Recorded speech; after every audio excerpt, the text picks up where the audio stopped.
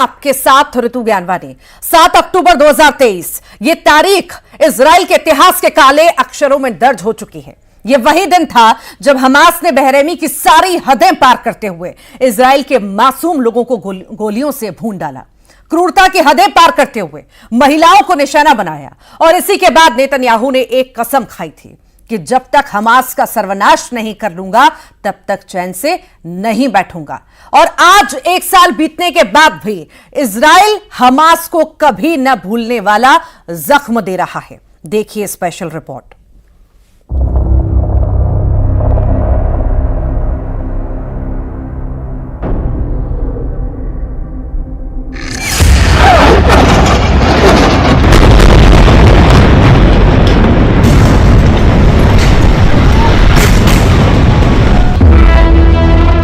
गजा की मस्जिद पर इजराइल का हमला। ये जिद की लड़ाई है, ये वर्चस्व की लड़ाई है। ये समझौता हमारी शर्तों पर होगा तभी सीजफायर होगा, उसकी लड़ाई है। पूरे 1 साल बीत गए और इजराइल ने एक बार फिर गजा में बम बरसाया है। गजा की इस मस्जिद पर रविवार को पिन पॉइंट एक्यूरेसी के साथ किए गए हमले में हमास के 12 लड़ाकों की मौत हो गई, जबकि 18 से ज्यादा सिविलियंस को भी अपनी जान से हाथ धोना पड़ा।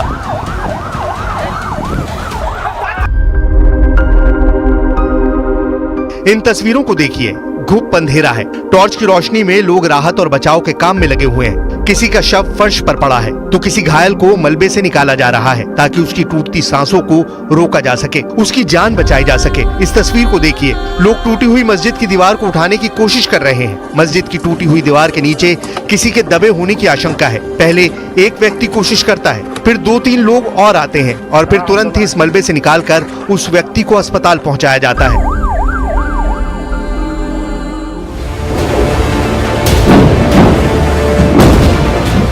इजराइल ने रविवार को गजा के दीर अल बलहा इलाके के शुहदा अल अक्सा मस्जिद पर हवाई हमला किया। इस हमले में कम से कम 30 लोगों के मारे जाने की खबर है, जबकि 93 लोग घायल हो गए। फिलिस्तीनी समाचार एजेंसी वफा के मुताबिक प्रत्यक्षदर्शियों ने बताया कि घायलों की संख्या में और भी इजाफा हो सकता है, क्योंकि मस्जिद में विस्थापित लोग भी रह रहे थे।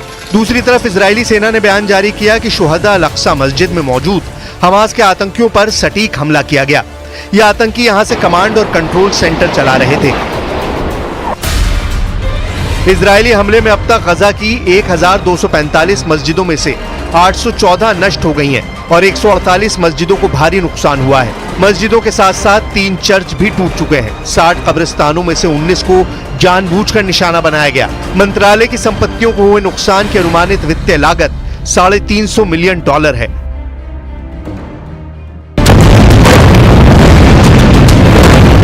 गजा के धार्मिक मंत्रालय का यह आरोप है कि इजराइल जानबूझकर मस्जिदों और कब्रिस्तानों को निशाना बनाता है,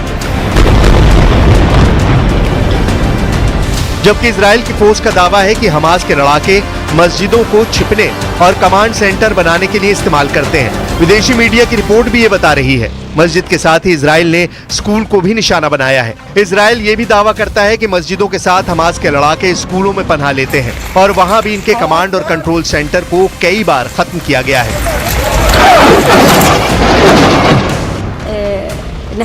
نحسد مين؟ نحسد الناس اللي استشهدوا لأنهم ارتاحوا بالمقارنة. احنا لساتنا بنعاني وبنعيش الويلات وبنعيش العذابات وبنعيش الحسرات اللي مش بطلين نقارن في حياتنا من قبل الحرب لبعد الحرب. ما فيش ولا أي مقارنة ولا 1%. ما نتألم. 7 अक्टूबर 2023 के बाद से, यानी जब से इजराइल और हमास के बीच जंग छिड़ी है, तब से गजा में स्कूलों का इस्तेमाल राहत शिविर के तौर पर किया जा रहा है। ऐसे में आतंकी भी इसे सुरक्षित पनाहगाह मानते हैं और आम लोगों के बीच ही वो अपना कमांड और कंट्रोल सेंटर बना लेते हैं। इजराइल की IDF को जब भी स्कूलों और मस्जिदों में हमास के सेंटर की खबर मिलती है, वो तुरंत उस जगह को निशाना बनाते हैं। अभी करीब 2 महीने पहले ही गजा के दराज इलाके में एक स्कूल पर हमला हुआ था। इसमें 100 से ज्यादा लोग मारे गए हैं। मरने वालों में महिलाएं, बच्चे और बुजुर्ग शामिल थे। इस स्कूल में कई लोगों ने शरण ले रखी थी। सुबह की नमाज पढ़ने के दौरान यह हमला हुआ। प्रत्यक्षदर्शियों के मुताबिक एक के बाद एक 3 रॉकेट स्कूल पर गिरे। इससे वहां आग लग गई। अल जजीरा के मुताबिक हमले में लोगों के शरीरों के चिथड़े उड़ गए। इसकी वजह से इनकी पहचान तक नहीं हो पा रही है। वहीं इजरायली सेना का दावा था अल तबीन स्कूल का इस्तेमाल हमास ऑफिस के तौर पर किया जा रहा था। उसमें हमास के कई आतंकी मौजूद थे। हमला आम नागरिकों पर नहीं किया गया है। सुनिए जिहाद शामली को, जो गजा के रहने वाले हैं। فأنا نزحت 6 شهور في البحر، هدوا منزلي وهدوا كل بلاطي وحجاري، ورجعنا ما لقيناش ولا حاجة نبكي عليها. فأنا صرنا نكرر شغلنا من أول وجديد، صرنا نجيب حديد من الدور المهدومة، صرنا نجيب دبش من داري وأكسره عشان أنا نرجع حياتنا الطبيعية زي ما كانت قبل، بس صعب إن نرجعها لأنه गजा में हालात बेहद नाजुक हैं। गजा और इजराइल के बीच तनाव बढ़ता जा रहा है। उधर हजारों इजरायली नागरिकों के मारे जाने और बंधक बनाए जाने के बाद से इजराइल ने हमास के खिलाफ अपने अभियान को तेज कर दिया है। अब समझिए कि आखिर 7 अक्टूबर 2023 को हमास के हमले के बाद क्या हुआ था। पिछले साल 7 अक्टूबर को हमास के सैकड़ों लड़ाके गजा से इजराइल में घुस आए। इजरायली नागरिकों पर इन्होंने अंधाधुंध फायरिंग शुरू कर दी। हमास ने जब इजराइल पर हमला किया था तब बॉर्डर से गजा के आम लोग भी इजराइल में घुस आए थे। इस दौरान इजरायली लोग जश्न मना रहे थे। इस हमले में 1205 लोगों की मौत हुई। 251 लोगों को हमास अपने साथ लेकर गजा पट्टी में चला गया। एक साल बाद 64 लोग अभी भी बंधक हैं। 117 को आजाद किया गया और 70 मर चुके हैं। इजरायली सेना ने 7 मई को गजा के सबसे दक्षिणी शहर रफा पर जमीनी हमला शुरू किया।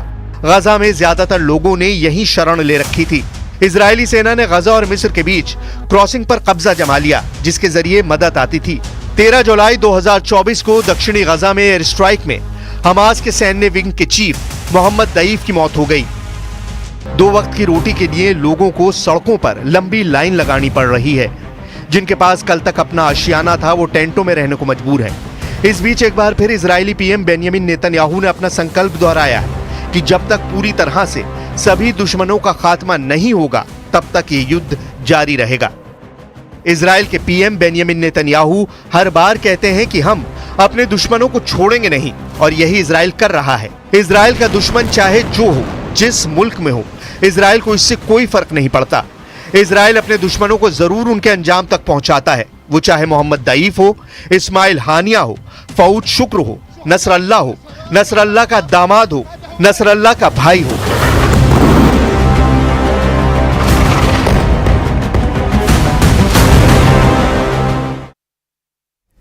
इजराइल के प्रधानमंत्री नेतन्याहू ने नए सिरे से लेबनान पर भीषण हमले शुरू करा दिए हैं। पिछले 18 घंटे में ही बेरूत पर इजरायली सेना ने 100 टन से ज्यादा बम और मिसाइलें बरसाईं।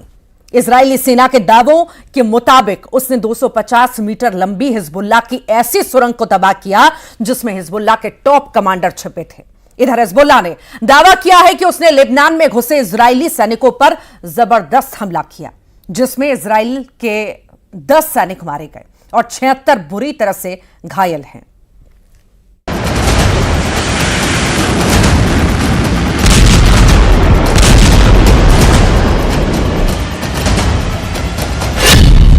बेरूत में भीषण धमाके, मारे हिजबुल्लाह के 30 कमांडर।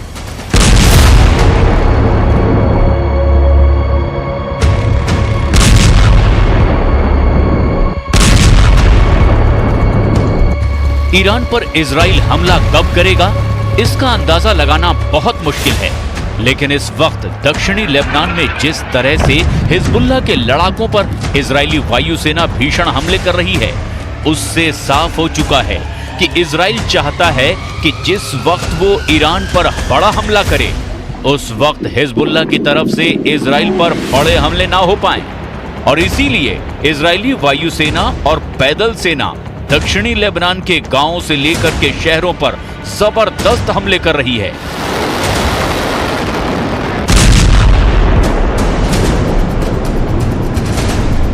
अगर हम पिछले 18 घंटे की बात करें तो इजराइल ने लेबनान की राजधानी बेरूत में अंधाधुंध हवाई हमले किए हैं।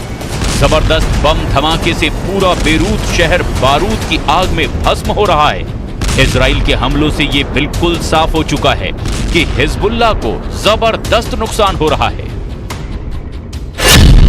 इजरायली वायुसेना ने F-35 और F-15 जेट से रात भर बेरूत और उसके आसपास बड़े हमले किए हैं। बेरूत के दक्षिणी उपनगर दहिया में सबसे ज्यादा हवाई हमले इजरायली वायुसेना ने किए हैं। खबर के मुताबिक सुबह 3 बजे तक इजराइल ने दहिया में 9 बड़े एयर स्ट्राइक किए और इस हवाई हमले में हिजबुल्लाह को भारी नुकसान भी हुआ है। दावा तो यहां तक किया गया कि महज 6 मिनट के भीतर ही बेरूत और आसपास के इलाकों पर आईडीएफ के लड़ाकू विमानों ने 20 से ज्यादा हवाई हमले किए हैं। कुछ दावों के मुताबिक महज 30 मिनट के अंदर ही इजरायली वायुसेना ने 100 टन से भी ज्यादा बम और मिसाइलें बेरूत और आसपास के इलाकों पर दागी हैं। इसके अलावा इजराइल ने हिजबुल्लाह की हथियार सप्लाई लाइन को काटने के लिए सीरिया से लगती लेबनान की सीमा पर बहुत बड़ी एयर स्ट्राइक की है, जिसमें हिजबुल्लाह और सीरिया के लड़ाकों को जबरदस्त नुकसान होने की खबर है। हिजबुल्लाह के कमांड सेंटर, हथियारों के भंडार और खास सुरंगों को चुन चुन कर तबाह किया जा रहा है। इजरायली सेना का दावा है कि उसने हिजबुल्लाह की हथियार, मिसाइल और रॉकेटों से भरी 250 मीटर लंबी सुरंगों को हवाई हमले में पूरी तरह से नेस्त नाबूद कर दिया है।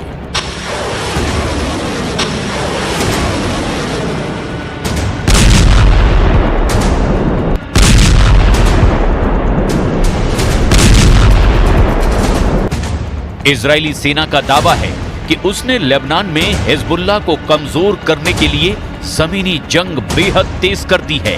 इस वक्त इजराइल की सेना के पैदल सैनिक, मार्कावा टैंक और बख्तरबंद लड़ाकू वाहनों के साथ दक्षिणी लेबनान में चुन चुन कर हिजबुल्लाह के अड्डों और ठिकानों पर हमले कर रहे हैं। दक्षिणी लेबनान से सटे उत्तरी इजराइल के शहरों और गांव पर हिजबुल्लाह के लड़ाके इन्हीं इलाकों में खौफनाक हमले कर रहे हैं। हिजबुल्लाह ने पहली बार एक वीडियो भी जारी किया है, जिसमें दावा किया गया कि कैसे हिजबुल्लाह के लड़ाके चुन चुन कर अब इजराइल के ग्राउंड फोर्सेस पर जानलेवा हमले कर रहे हैं। हिजबुल्लाह के इस वीडियो में जो दावे किए गए हैं वो वाकई हैरान करने वाले हैं। לשלוח תנחומים מעומק ליבי למשפחות גיבורינו שנפלו היום בלבנון. השם ייקום דמם, יהי זכרם ברוך. אנחנו בעיצומה של מלחמה קשה נגד ציר הרשע של איראן שמבקש להשמיד אותנו. זה לא יקרה, כי נעמוד יחד ובעזרת השם ננצח יחד. נחזיר את חטופינו בדרום, נחזיר את תושבינו בצפון, נבטיח את נצח ישראל.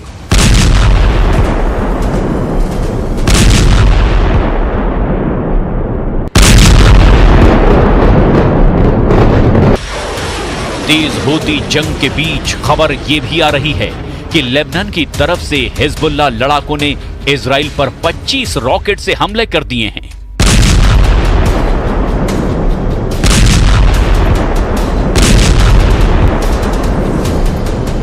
टाइम्स ऑफ इजराइल के मुताबिक इजराइल के गैलीली में सायरन की आवाजें सुनाई दे रही है। आईडीएफ के मुताबिक उन्होंने हिजबुल्लाह के कई रॉकेट्स को इंटरसेप्ट कर लिया है। 5 अक्टूबर से अब तक हिजबुल्लाह की ओर से इजराइल पर 110 रॉकेट से हमला किया जा चुका है। इधर इजरायली सेना का साफ कहना है कि वो हिजबुल्लाह की लीडरशिप और टॉप कमांडरों को जिंदा नहीं छोड़ेगी।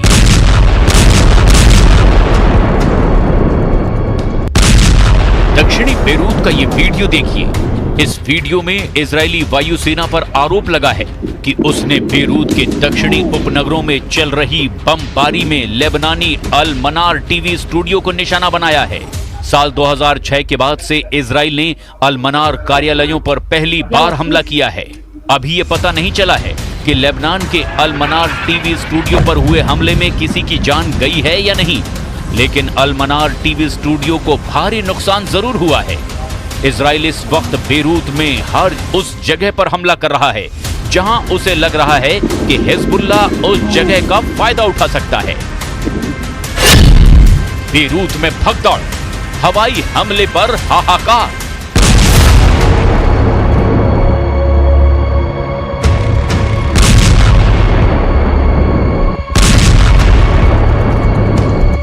इजराइल ने पहली बार लेबनान के उत्तरी इलाके पर भी हवाई हमला शुरू कर दिया है।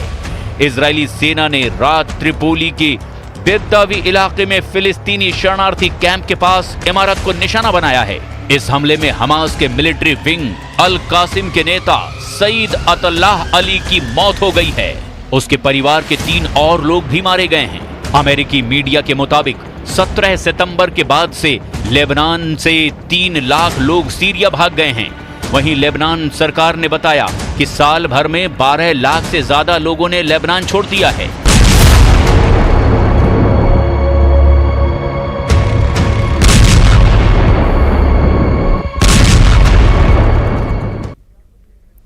एक अक्टूबर को जब ईरान ने इजराइल पर भीषण मिसाइल हमला किया था तो उस वक्त इजराइल ने दावा किया था कि उसने ईरान की 99% मिसाइलों को आसमान में ही तबाह कर दिया। लेकिन अब अमेरिकी मीडिया ने दावा किया है कि ईरान के मिसाइल हमलों में इजराइल को जबरदस्त नुकसान हुआ है। इधर ईरान के सुप्रीम लीडर खामेनेई ने साफ किया है कि यह हमला ईरान का मिसाइल ट्रेलर था। अभी इजराइल पर और भी बड़ा हमला होगा।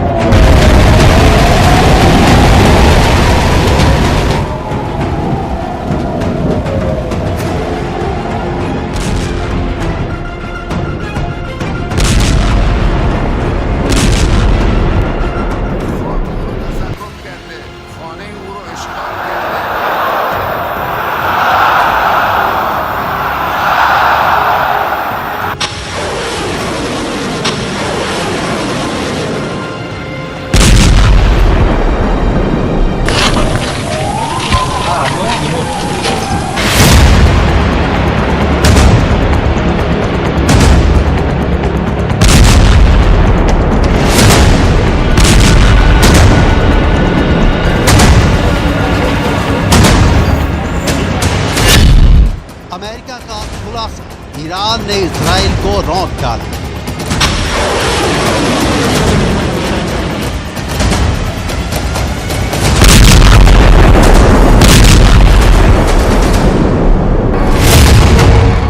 अक्टूबर 2024 दिन मंगलवार को पूरी दुनिया ने देखा कि ईरान ने लंबी दूरी की घातक बैलिस्टिक मिसाइलों से कैसे दक्षिणी और मध्य इजराइल में मौजूद इजराइल के सैन्य ठिकानों को रौंद डाला।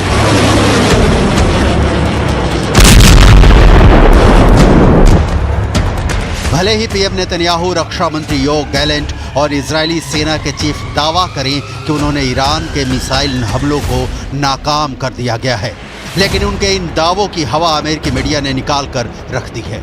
Israeli media the times of Israel ने वॉशिंगटन पोस्ट की रिपोर्ट के हवाले से ऐसी खबर छापी है जिसने पूरे इजराइल में कोहराम मचा दिया है। जरा देखिए इजराइल के द टाइम्स ऑफ इजराइल ने ईरानी मिसाइल हमलों को लेकर क्या सच्चाई बताई है। तेल अवीव में मिसाइल सुनामी, तबाह हुए इजरायली अड्डे।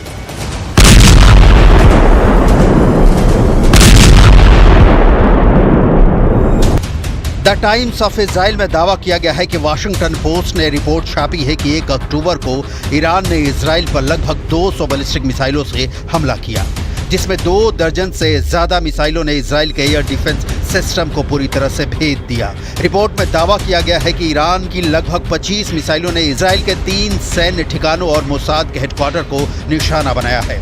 दावों के मुताबिक ईरान की 20 बैलिस्टिक मिसाइलों ने दक्षिणी इजराइल में नेवातिम एयरबेस पर भारी तबाही मचाई है। नेवातिम एयरबेस से भी इजराइल के F-15 फाइटर जेट्स ने नसरल्लाह को मारने के लिए उड़ान भरी थी, जबकि ईरान की 3 बैलिस्टिक मिसाइलें मध्य इजराइल में सैन्य ठिकाने तेल नोफ बेस पर गिरी।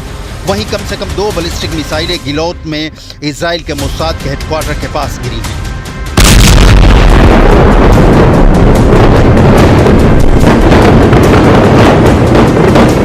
سال گذشته همین ایام تقریبا انجام گرفت یک حرکت درست منطقی قانونی بین المللی بود و حق با فلسطینی ها بود.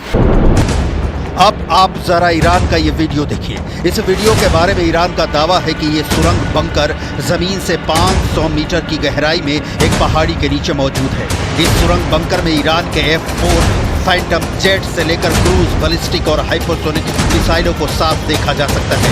इस वीडियो में यह भी दिखाया गया है कि ईरान की मिसाइलें जबरदस्त हमला करने जा रही हैं। ईरान की ये मिसाइलें हर तरफ से लॉन्च हो रही हैं। Centre for strategic and international studies यानी CSIS में मिसाइल थ्रेट प्रोजेक्ट की 2021 की रिपोर्ट के मुताबिक ईरान के पास हजारों बैलिस्टिक और क्रूज मिसाइलें हैं जिनकी रेंज अलग अलग है।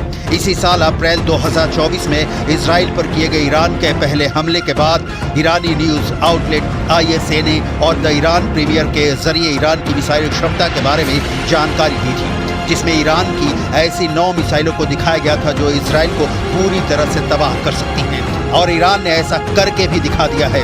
हम आपको बता दें कि अमेरिकी वायुसेना के जनरल केनेथ मैकेंजी ने 2023 में कांग्रेस को बताया था कि ईरान के पास 3000 से ज़्यादा बैलिस्टिक मिसाइलें हैं। ये रिपोर्ट 2.5 साल पहले की है। अब तो कुछ और भी ज़्यादा बैलिस्टिक मिसाइलें ईरान के पास हो सकती हैं। कुछ रिपोर्ट में तो यहाँ तक दावा किया गया है कि ईरान के पास 2 लाख से ज़्यादा मिसाइलें हैं जो इजराइल को आसानी से तबाह कर सकती हैं।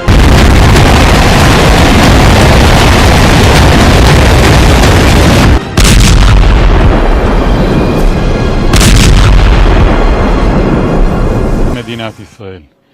איראן תקפה מרחבים אזרחיים וסיכנה חיי אזרחים רבים. הודות להתנהגות אזרחית נכונה ולהגנה מאוד איכותית, הנזק קטן יחסית. אנחנו נגיב. אנחנו יודעים לאתר מטרות חשובות, אנחנו יודעים גם לפגוע בצורה מדויקת ועוצמתית. इधर इजरायली भी मान चुके हैं कि ईरान के बड़े बैलिस्टिक मिसाइल हमले में उसके कुछ एयरबेस को नुकसान हुआ है, लेकिन इजराइल जोर देकर कह रहा है कि इजरायली वायुसेना के फाइटर जेट और कामकाज को नुकसान नहीं पहुंचा है। अब हम आपको दिखाते हैं कि ईरान ने इजराइल पर हमला करने में कौन कौन सी बैलिस्टिक मिसाइलों से हमले किए हैं। ईरान ने इजराइल के नेवातिम एयरबेस, हेज़ेरिम एयरबेस और तेल नौफ एयरबेस पर बैलिस्टिक मिसाइलों से हमला किया है। ईरानी दावों के मुताबिक उसकी कम से कम 90% बैलिस्टिक मिसाइलों ने इजरायली अड्डे को निशाना बनाया है। मोसाद हेडक्वार्टर तक ईरानी मिसाइलों ने हमला किया है। इस बार ईरान ने हाइपरसोनिक फतह 2 मिसाइलों से हमला करके इजराइल को चौंका दिया है। ईरान के हाइपरसोनिक फतह मिसाइल की अधिकतम स्पीड 16,000 किलोमीटर प्रति घंटे होती है। ये मिसाइल हाइपरसोनिक गति से उड़ान भरती है। फतह मिसाइल साउंड की चाल से 5 गुना तेज रफ्तार से उड़ान भरती है। ईरान ने इजराइल पर पहले हमला करने के बाद इमाद और गदर मिसाइल का इस्तेमाल किया। इस वीडियो को गौर से देखिए। ईरान की IRGC के टॉप कमांडर इजराइल पर मिसाइल हमले के दौरान हमले का लाइव प्रसारण देख रहे थे। ईरान के सीनियर कमांडर फोन पर हमले की एक डिटेल पता कर रहे थे। ईरान के सशस्त्र बलों के chief of staff major general Mohammad Bagheri भी इजराइल पर होते मिसाइल हमलों को देख रहे हैं। वीडियो के आखिरी में साफ देखा जा सकता है कि इजराइल पर हुए मिसाइल हमले को लेकर वार रूम में मौजूद ईरानी कमांडर काफी खुश लग रहे हैं। تمامیت ارضی ما وارد عمل بشه، عملیات امشب با چند برابر بزرگی تکرار خواهد شد و تمام زیرساخت‌های اونها مورد اصابت قرار خواهد گرفت. مردم اونها مورد هدف قرار نگرفتن، در حالی که این کار کاملا امکان پذیر بود. 1 अक्टूबर को ईरान के मिसाइल हमले से पूरे इजराइल में अभी तक कोहराम मचा हुआ है। ईरान, लेबनान और इराक से जबरदस्त जश्न की तस्वीरें अभी तक आ रही हैं। ईरानी और लेबनानी मिसाइल हमले को लेकर बेहद खुश हैं। अब देखना होगा कि इजराइल ईरान से मिसाइल हमलों का बदला कैसे लेता है।